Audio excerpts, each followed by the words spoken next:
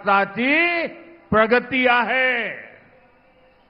साथियों, आज महाराष्ट्र के लोग कांग्रेस की करतूतों का काला चिट्ठा पड़ोसी राज्य कर्नाटका में देख रहे हैं. कर्नाटका में कांग्रेस ने झूठ का वही टेप रिकॉर्डर बजाकर वोट मांगे, हवाई वादे किए.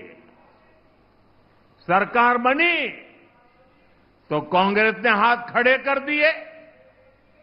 अब वादे पूरे करने की जगह कांग्रेस ने जनता से वसूली का अभियान चलाया हुआ है. कर्नाटका में आए दिन कोई न कोई घोटाला सामने आ रहा है. यानी कर्नाटका में कांग्रेस जनता को खुलेआम लूट रही है.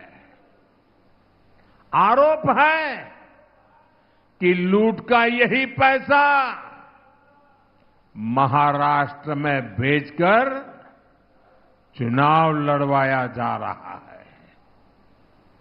अगर हमें महाराष्ट्र को बचाना है तो कांग्रेस नाम की इस आफत को दूर ही रखना है. साथियों, पूरा देश इन दिनों कांग्रेस का एक और विश्वासघात देख रहा है. कांग्रेस ने जम्मू कश्मीर विधानसभा में आर्टिकल 370 फिर से लागू करने का प्रस्ताव पास किया है. जो लोग संविधान की किताबें देश को दिखा रहे हैं और महाराष्ट्र में कोरे कागजों वाली किताब बांट रहे हैं, जरा मैं उनको पूछना चाहता हूं. 6-6, 7-7 दशक तक उन्होंने देश पर राज किया है. जरा बताएं, बाबा साहब आंबेडकर ने बनाया संविधान पूरे हिंदुस्तान में लागू क्यों नहीं हुआ? 6-6, 7-7 दशक तक बाबा साहब का संविधान पूरे हिंदुस्तान में लागू नहीं था. आपको भी सुनकर के शायद आश्चर्य होता होगा, लेकिन ये सच्चाई है. जम्मू कश्मीर में अलग विधान था. भारत का संविधान वहां नहीं चलता था. वहां का विधान अलग, वहां का प्रधान अलग, वहां का निशान अलग. 6-6, 7-7 दशक तक पहली बार बाबा साहब का संविधान जम्मू कश्मीर में तब पहुंचा जब आपने मोदी को सेवा का अवसर दिया.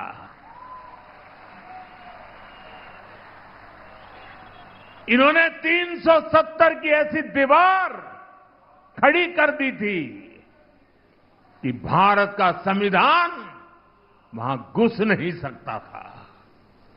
आपके आशीर्वाद से 140 करोड़ देशवासियों की प्रबल इच्छा शक्ति से आपके इस सेवक मोदी ने 370 को जमीन में गाड़ दिया है.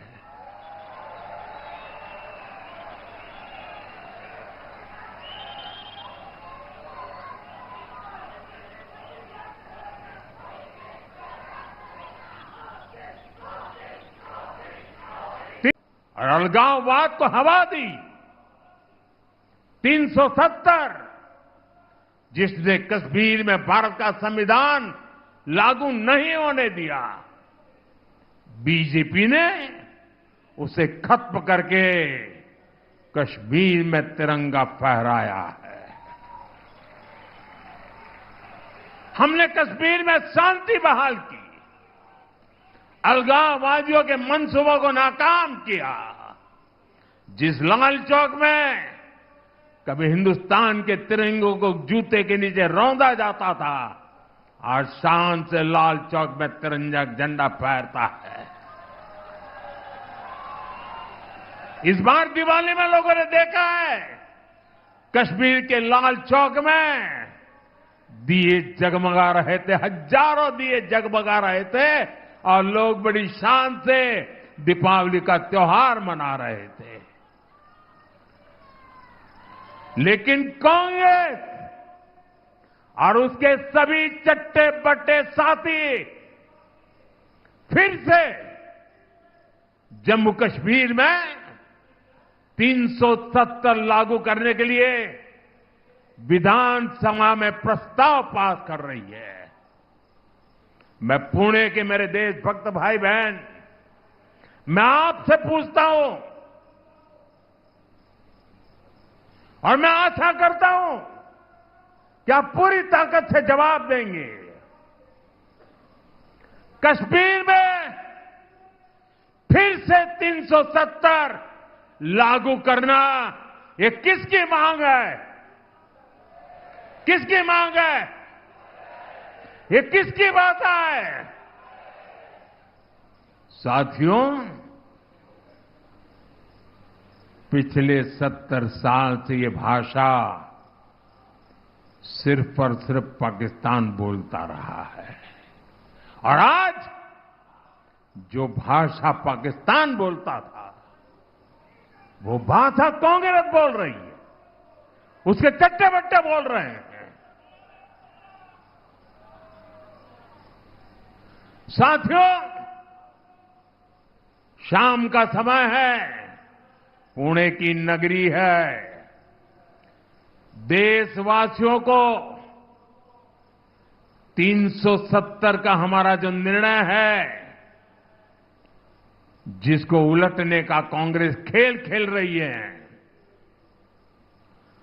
उनको दिया दिखाना जरूरी है। आप अपना मोबाइल फोन निकालिए और अपने मोबाइल फोन से फ्लैश लाइट चलाइए, जरा मंच वाले भी जलाएं। देख लें देश के लोग, ये 370 हटाने का समर्थन है। देश अब कश्मीर को दूर रखने के लिए तैयार नहीं है।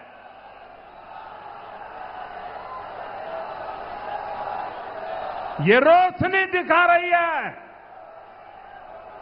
कि मेरे महाराष्ट्र के लोग उनकी देशभक्ति को कोई चुनौती नहीं दे सकता है। बोले भारत माता की, भारत माता की, भारत माता की। साथियों, जम्मू कश्मीर में 370 की वापसी की बात न कभी ये देश स्वीकार करेगा और मेरा महाराष्ट्र छत्रपति शिवाजी महाराज की धरती कभी स्वीकार नहीं कर सकती। साथियों, भाजपा एनडीए की सरकार ने हमेशा मिडिल क्लास को प्राथमिकता दी है। मैं ये मानता हूं कि मिडिल क्लास देश की रीढ़ होता है।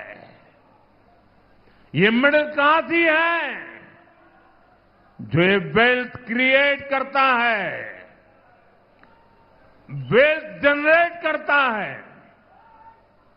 अगर आज भारत दुनिया की तीसरी सबसे बड़ी अर्थव्यवस्था बनने जा रहा है, तो इसमें सबसे बड़ा योगदान हमारे मध्यम वर्ग का ही है। मध्यम वर्ग प्रगति कर रहा है, तभी देश प्रगति कर रहा है। इसलिए बीते 10 वर्षों में हमने मध्यम वर्ग को ध्यान में रखते हुए नई नीतियां बनाई, नए फैसले लिए। आज 7 लाख रुपए तक इनकम टैक्स जीरो कर दिया गया है, जीरो। सालाना 10-12 लाख रुपया तक पर टैक्स को बहुत कम किया गया है। इसका बहुत अधिक लाभ पुणे जैसे हमारे शहरों में काम करने वाले प्रोफेशनल्स को मिला है। हमारा ये भी प्रयास रहा है कि मिडिल क्लास को बीमारियों के इलाज पर कम से कम खर्च करना पड़े। पीएम जन औषधि केंद्र में 80% डिस्काउंट पर दवाओं से मिडिल क्लास के 30,000 करोड़ रुपए से ज्यादा की बचत हुई है। हार्ट के स्टेंट्स, नी इम्प्लांट्स, इनको सस्ता करना, इस फैसले से मेरे मिडिल क्लास के भाई बहनों को फायदा हुआ है। इससे लोगों के 85,000 करोड़ रुपए से ज्यादा बचत हुई है। और अब हमने आयुष्मान योजना के भी मिडिल क्लास के बुजुर्गों को भी कवर कर लिया है। इसका बहुत बड़ा फायदा पुणे जैसे शहरों में रहने वाले 70 वर्ष की आयु से ऊपर के सीनियर सिटीजन्स को होगा। यहां उपस्थित मैं आप सबसे कहना चाहता हूं, आपके परिवार में माता, पिता, दादा, दादी, नाना, नानी, चाचा, चाची जो भी 70 साल से ऊपर के हैं और अगर उनको बीमारी में कोई खर्च होता है, पहले वो जिम्मा आप पे सर पर था, अब वो जिम्मेवारी आपकी नहीं है, ये उनका बेटा मोदी संभालेगा।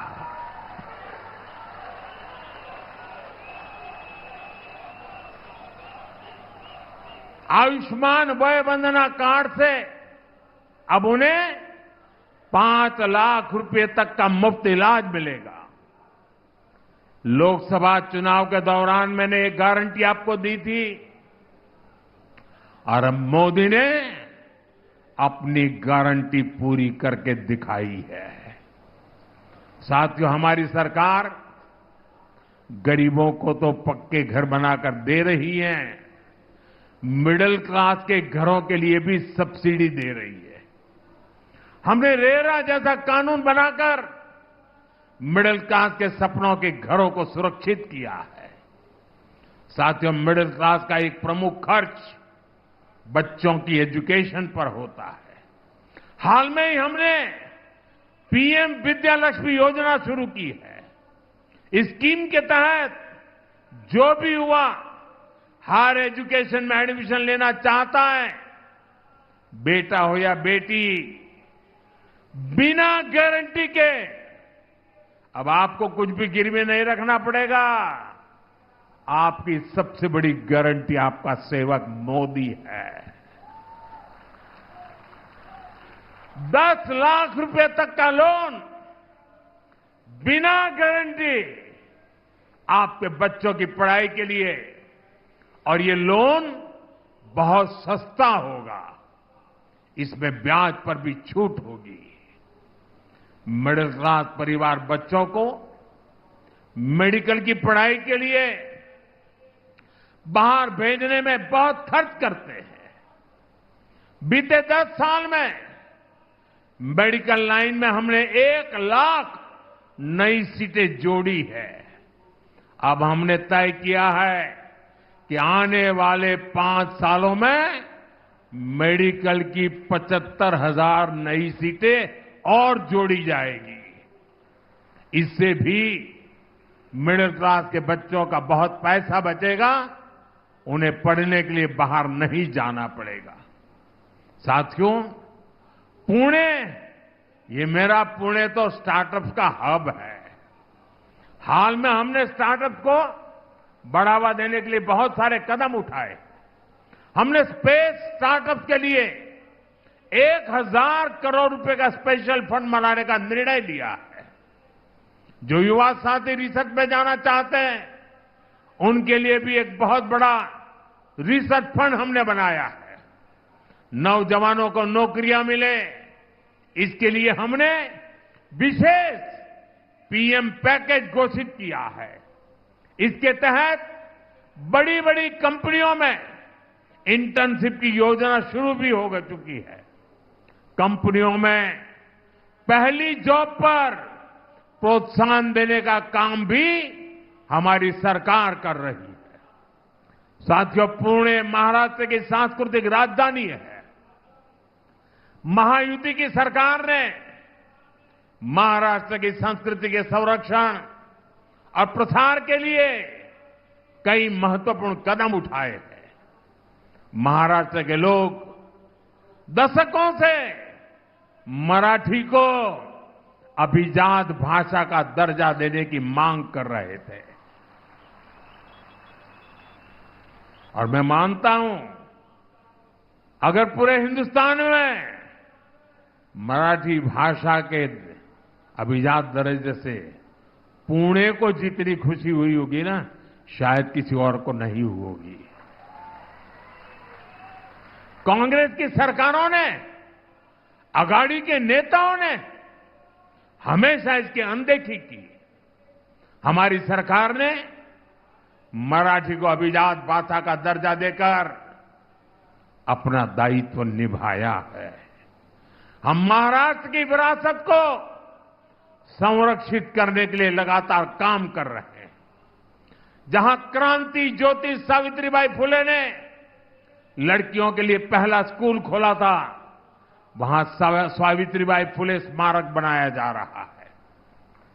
तुलापुर में धर्मवीर छत्रपति संभाजी महाराज समाधि स्थल पर भव्य स्मारक बनाया जा रहा है।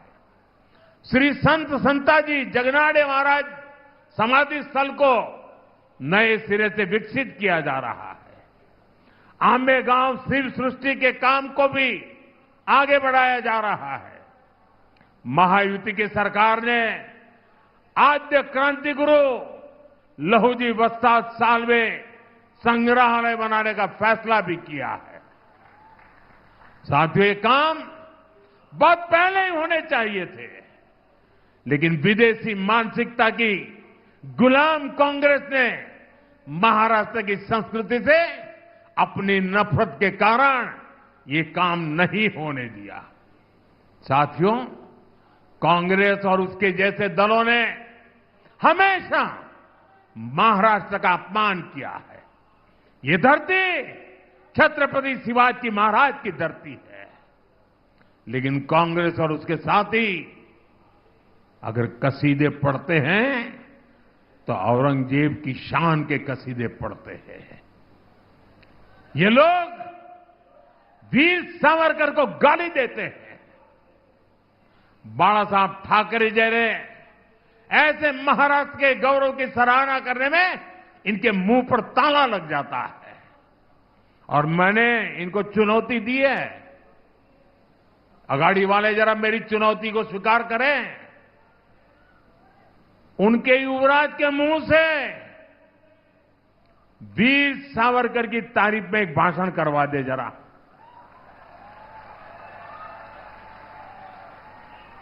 मैं अघाड़ी के साथियों को कहता हूं, अगर उनमें दम हो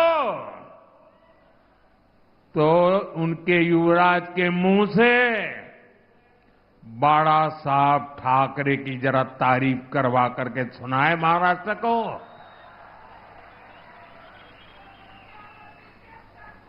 साथियों, कांग्रेस एक ऐसी पार्टी है जिसके पास न नीति है, न नीयत है और नैतिकता का नामो निशान नहीं है।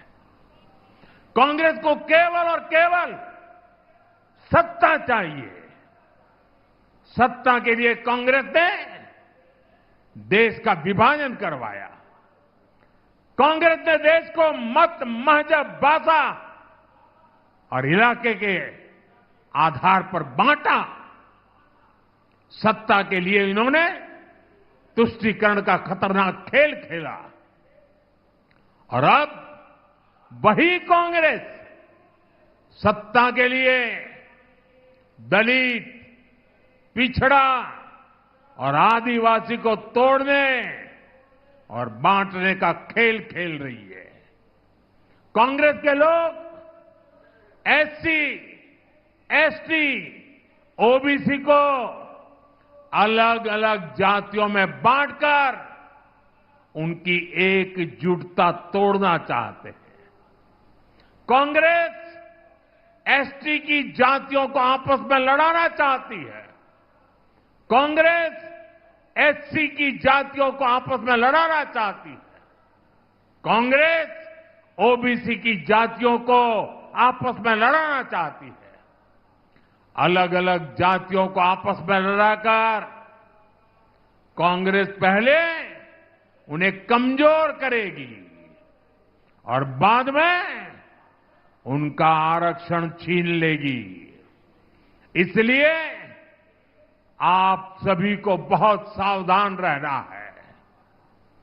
हमें याद रखना है, हम एक रहेंगे तो सेफ रहेंगे। हम एक रहेंगे तो हम एक रहेंगे तो साथियों, ये चुनाव महाराष्ट्र के साथ साथ पूरे देश को दिशा देने का चुनाव है।